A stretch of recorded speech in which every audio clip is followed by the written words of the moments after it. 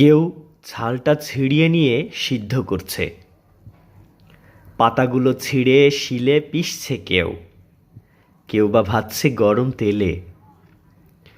খোস দাঁত হাজা চুলকানিতে লাগাবে, চর্মরোগের অব্যর্থ মহৌষধ। কচি পাতাগুলো খায়ও অনেকে, এমনি কাঁচায়, কিংবা ভেজে বেগুন সহযোগে। যকৃতের পক্ষে ভারী উপকার। কচি ডালগুলো ভেঙে চিবই কত লোক, দাঁত ভালো থাকে। কবিরাজরা প্রশংসায় পঞ্চমুখ। বাড়ির পাশে গজালে বিজ্ঞরা খুশি হন, বলে নিমের হাওয়া ভালো, থাক কেটো না। কাটে না, কিন্তু যত্নও করে না। আবর্জনা জমে এসে চারিদিকে, শান দিয়ে বাঁধিয়েও দেয় কেউ, সে আর এক আবর্জনা।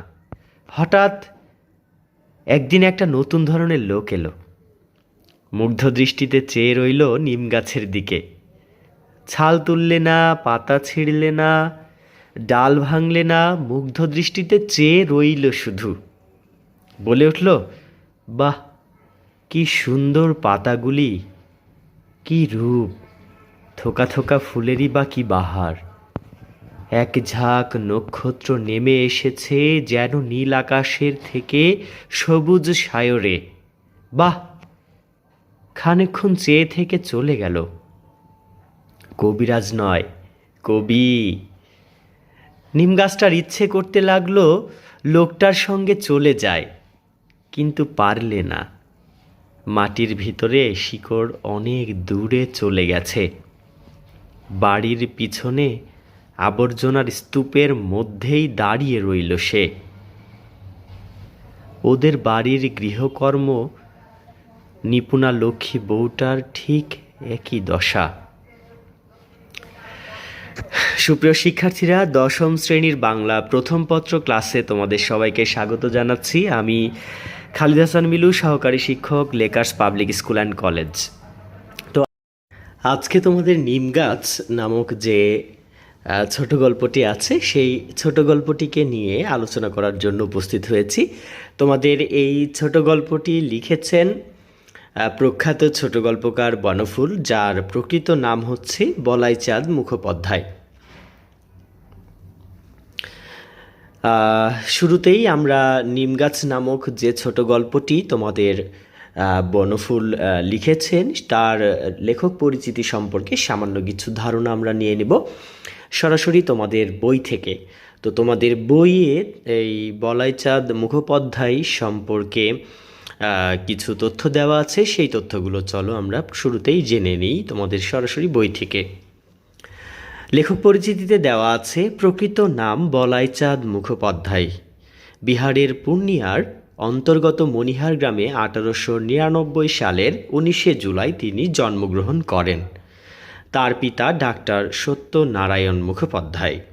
বনফুল পূর্ণিয়ার সাহেবগঞ্জ ইংরেজি উচ্চ বিদ্যালয় থেকে 1918 সালে ম্যাট্রিক, হাজারীবাগের সেন্ট কলম্বাস কলেজ থেকে 1920 সালে আইএসসি এবং 1927 সালে পাটনা মেডিকেল কলেজ থেকে এমবি পাশ করেন। মেডিকেল অফিসারের পদে চাকরির মাধ্যমে বনফুলের কর্মজীবন শুরু। 1918 সালের শনিবারের চিঠিতে ব্যঙ্গ কবিতা ও প্যারোডি লিখে তার সাহিত্য অঙ্গনে প্রবেশ। প্রবাসী পত্রিকায় তিনি 1 পাতা 8 পাতার গল্প লিখতেন। গল্পগুলো আকারে ক্ষুদ্র অথচ বক্তব্যে তাৎপর্যপূর্ণ। তার উল্লেখযোগ্য গল্পগ্রন্থ হল বনফুলের গল্প, বনফুলের আরও গল্প, বাহুল্য, বিন্দু বিসর্গ, অনুগামিনী, তন্বী, উর্মিমালা, দূরবীন ইত্যাদি। বাস্তব জীবনে ও জ্ঞান বিজ্ঞানের বিচিত্র উপাদান তার গল্প ও উপন্যাসে নিপুণভাবে প্রকাশিত হয়েছে। বনফুলের উল্লেখযোগ্য উপন্যাস হল তৃণখণ্ড, কিছুক্ষণ, দৈরথ, নির্মোক, সে ও আমি, জঙ্গম, অগ্নি ইত্যাদি। এছাড়াও বনফুলের কবিতা, ব্যঙ্গ কবিতা, চতুর্দশপদী, জীবন নাটক, শ্রী মধুসূদন, বিদ্যাসাগর প্রভৃতি তার অনন্য সাধারণ সৃষ্টি। বিভিন্ন পুরস্কার সহ তিনি পদ্মভূষণ উপাধি লাভ করেন। 1979 সালের 9 ফেব্রুয়ারি বনফুল কলকাতায় মৃত্যুবরণ করেন। এখানে তোমাদের বনফুলের গল্পগ্রন্থের ভেতরে উল্লেখযোগ্য বিষয়গুলো থেকে তিনি একটি গুরুত্বপূর্ণ বিষয় এই জায়গায় তার প্রত্যেকটি গল্পগ্রন্থের ভেতরেই তিনি উল্লেখ করেছেন যে বাস্তব জীবনে ও জ্ঞান বিজ্ঞানের বিচিত্র উপাদান তার গল্প ও উপন্যাসে নিপুণভাবে প্রকাশিত হয়েছে। তো শিক্ষার্থীরা, আজকের ক্লাসের শুরুতেই আজকে তোমাদের নিমগাছ নামক যে এই ছোট গল্পটি আছে, সেই ছোট গল্পটি আমি তোমাদেরকে পড়ে শুনিয়েছি। তো পুরো গল্পটির ভেতরে মনে হচ্ছে যে ছোট গল্প তো ছোট হবে, ঠিক আছে, কিন্তু এত ছোট ছোট গল্প কিভাবে হতে পারে?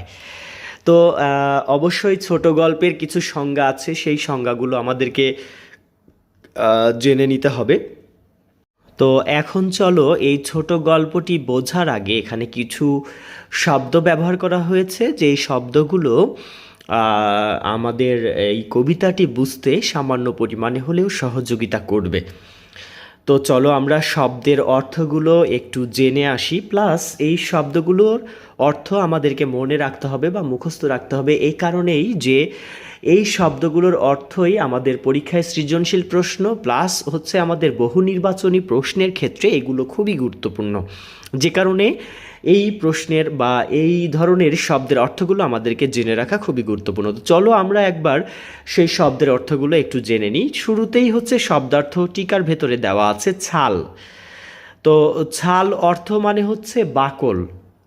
ছাল মানে কি? বাকল। এখানে নিম গাছের বাকলকে বোঝানো হয়েছে। শিলে পেশা মানে হচ্ছে শিল পাটাই বাটা। অব্যর্থ মানে হচ্ছে যা বিফল হবে না। পাতাগুলো খায়ও মানে নিমের কচি পাতা খেলে মানুষের শরীরের রোগ প্রতিরোধ ক্ষমতা বাড়ে, এই কথাটা এখানে বোঝানো হচ্ছে। শান দিয়ে বাঁধানো মানে হচ্ছে এখানে ইট ও সিমেন্ট দিয়ে বাঁধানো বোঝাচ্ছে। কবিরাজ যিনি গাছগাছালি পরিশোধন করে মনুষ্যরোগের চিকিৎসা করেন তাকে বলা হয় কবিরাজ। বর্তমান সময়ে যাদেরকে আমরা ডাক্তার বলছি, অতি প্রাচীনকালে যখন ঔষধ আবিষ্কৃত হয়নি তখন হচ্ছে গাছগাছালি দিয়েই কিন্তু হচ্ছে আমাদের ঔষধ তৈরি করা হতো। সেই ঔষধ যারা তৈরি করতেন তারা হচ্ছেন কবিরাজ বা মনুষ্যরোগ বিশেষজ্ঞ আর কি। কবি যিনি কবিতা লেখেন তাকে আমরা কবি বলি, সেটা আমরা সবাই জানি। শিকড় থেকে দূরে চলে গেছে মানে হচ্ছে প্রতীকাশ্রয়ে বর্ণিত। নিম গাছের শিকড় মাটির গভীরে প্রবেশ করে এবং চারিদিকে বিস্তৃতিও হয়। লক্ষ্মী বউটার প্রতীক যেহেতু নিম গাছ, সেহেতু নিম গাছের শেকড়ের সঙ্গে বউয়ের সংসারের জালে চারিদিকে আবদ্ধ হওয়াকেই বোঝানো হয়েছে। তো তোমরা এই শব্দার্থ ও টিকাগুলো একটু সুন্দরভাবে বুঝে মুখস্থ করে নেওয়ার চেষ্টা করবে। আমরা কবিতাটি যখন বিশ্লেষণ করব, কবিতাটি বিশ্লেষণ করার সময়ে আমাদের এই ধরনের শব্দের অর্থগুলো প্রয়োজন পড়বে। তো সেক্ষেত্রে এই জিনিসগুলো একটু ভালোভাবে মুখস্থ করে নেওয়ার চেষ্টা করবে সবাই। চলো এক্ষেত্রে এবার আমরা হচ্ছে তোমাদের বলাইচাঁদ মুখোপাধ্যায়ের যে নিমগাছ নামক কবিতার আকৃতিতে বা একটু কবিতার ছন্দের মাধ্যম দিয়ে তিনি যে ছোট গল্পটি রচনা করেছেন, সেই ছোট গল্পটির পাঠ পরিচিতি মানে হচ্ছে এই ছোট গল্পটির ভেতরে বলাইচাঁদ মুখোপাধ্যায় কোন ধরনের বিষয়গুলো নিয়ে কথা বলতে চেষ্টা করেছেন সেগুলো নিয়ে একটু কথা বলার প্রয়োজন আছে শুরুতেই, তাহলে আমাদের ওই গল্পটি বুঝতে একটু সহযোগিতা হবে। তো সবার শুরুতে আমরা পাঠ পরিচিতিটা একটু সুন্দরভাবে বুঝে নিই। বলছে যে বলাইচাঁদ মুখোপাধ্যায় বা বনফুল অদৃশ্য লোকে, তিনি 1947 সালে এই অদৃশ্য লোকে যে তার ছোট গল্প সেটা তিনি লিখেছেন। বলছেন অদৃশ্য লোকে গ্রন্থের অন্তর্ভুক্ত নিমগাছ গল্প। এই গল্পটি তাহলে নিমগাছ গল্পটি কোথায় থেকে নেওয়া হয়েছে? অদৃশ্য লোক থেকে নেওয়া হয়েছে। এই গল্পের সংক্ষিপ্ত অবয়বের মধ্যে লেখক বিপুল বক্তব্য উপস্থাপনের যে দক্ষতার পরিচয় দিয়েছেন তা বাংলা সাহিত্যে বিরল। নিম গাছের বর্ণনা, এর পাতা, বাকল, ছায়ার ইত্যাদির বাহ্যিক উপকারিতা কবিতার মতো বর্ণনা করা হয়েছে এই গল্পে। কবিরাজ তার চিকিৎসার কাজে সাধারণ মানুষ প্রাত্যহিক প্রয়োজনে নিম গাছকে অনবরত ব্যবহার করে থাকে, কিন্তু কেউ এই নিম গাছের সামান্যও যত্ন নেয় না। একজন কবি একদিন নিম গাছের গুণ ও রূপের প্রশংসা করে। নিম গাছের ভালো লাগে ওই লোককে এবং সে তার সঙ্গে চলে যেতে চায়, কিন্তু মাটির গভীরে তার শেকড়। গাছটি যেতে পারে না, আসলে গাছ তো চলতে পারে না। এটি একটি প্রতীকী গল্প। এই গল্পের ম্যাজিক বাক্য হলো শেষটি, যেখানে লেখক পুরে দিয়েছেন সীমাহীন কথার আখ্যান।